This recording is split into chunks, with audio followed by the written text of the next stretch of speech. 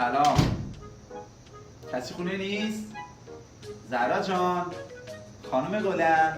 جانم، من اینجام.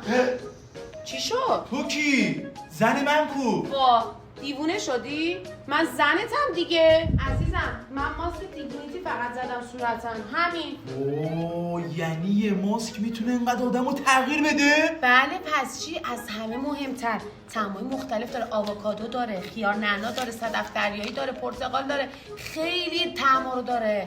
بعدش هم به جایی که هر روز پوست خیار برداری بذاری رو صورتت که هیچ تأثیری هم نداره، بیا ماسک خیار بذار رو صورتت، بذار شفاف بشه، کیف کنی. یعنی ماسکای دیگینیتی لولو رو تبدیل به هولو میکنه؟ یعنی من لولو هم؟ وای سالا تکلیفتو مشخص میکنم. فراری هم فراری.